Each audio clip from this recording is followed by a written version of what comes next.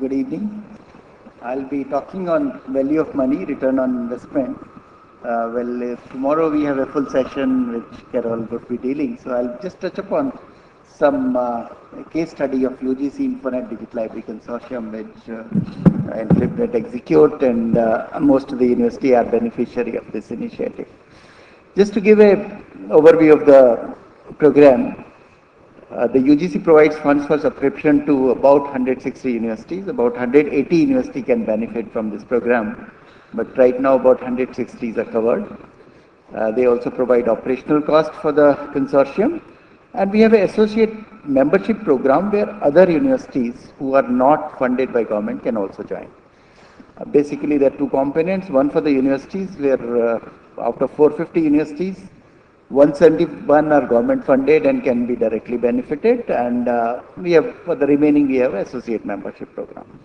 For colleges, there are more than 21,000 colleges. Out of that, 6,000 are funded by government, and we are bound to provide e-resources to them. We have MHRD's National Mission on Education through ICT program, which has given us funds to take these resources to the colleges as well.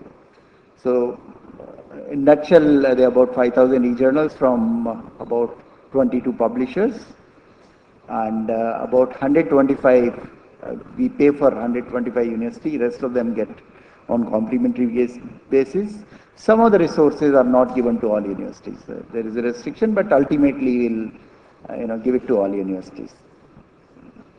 Now, one good news is that there's a consistent increase in resources. Of course, it goes with the infrastructure that are available in the universities. So as the infrastructure is getting better, the resources are being used in a better way. And to touch upon the economics of UGC Infonet Digital Library Consortium, we have done these three studies. One is cost avoidance, intensity of usage, cost recovery, and cost savings. So for cost avoidance, like in 2007, we paid 26 crores to publishers, and the list price of this publication, if every university were to subscribe on their own, would have been 313 crores. So that is cost avoidance. The cost recovery, this is in terms of total number of download and multiplied by about $15, because cost of an article is about $15 if you take it through one of the document delivery services.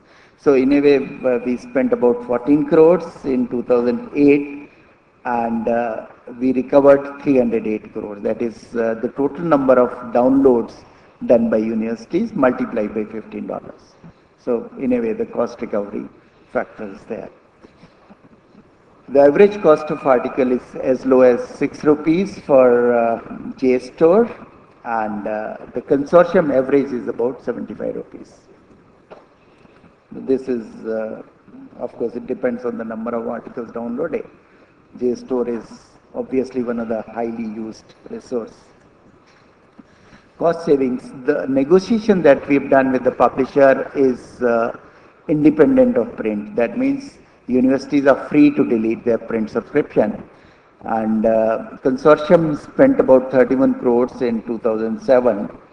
And if you take the savings on drop-in journals by universities, we must have saved more than what we've spent. Now, coming to the measuring research output and impact of e-resources, there are, of course, a number of methods one can do it, because Carol is there and she is expert.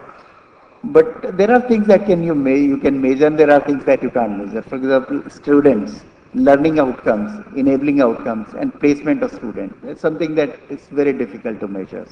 Faculty, number of research articles written by them, citations received by them, patents, research grants, consultancies, research reports written by them, honors and awards, and institutions, enrollment, student placements, and research students, number of research students enrollments and all. So these could be the criteria, but it's very difficult to quantify all of them. So what we've done is we've just touched upon the number of publication. The premises is that if universities get, or faculty and researchers get access to e-resources, their research output in terms of number of publications should increase. So what we've done is, the consortium is in operation from 2004 to 2007, or rather now 2008, but the data is from up to 2007. So we have taken this research output in these 4 years and compared it with research output in previous blocks of 4 years. So result is, like in 2004, 2007, the number of articles as compared to 2000 to 2003 has increased by 42.42%. In fact, this data is a bit dated. We did this studies in November 2007. When we repeated it in 2008, it has increased up to 47%. So this obvious, you can't see that kind of increase over the year.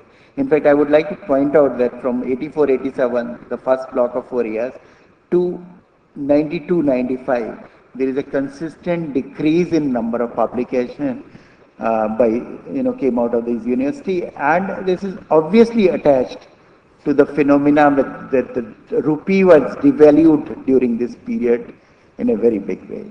The rupee, which was costing us about 26 rupees, went up to 36 rupees. And the libraries did not have capacity to buy. This was the period when I was in IT, and I was taking round of department requesting each faculty to drop subscription to journals. So this is so very obviously reflected in this figure. Well, this graph basically shows that there is no increase in number of universities when we quantify these data. The number of universities remained 50. These are the 50 universities which get access to those 5,000 journals through the consortium. These are the university, and of course the University of Delhi leads the in terms of number of publications. They have more than 500 articles. In fact, the number of articles is 2,500. And they are the leaders in using e-resources of Infonet. We are very proud of those facts. I am myself an alumni of Delhi University, so I am again proud of it. We've also found there is a correlation between number of articles published and number of articles downloads. Means those who download more publish more also. So the correlation coefficient is positive, and it 0.61. This is rank correlation, Pearson's rank correlation. So that's it. Thank you.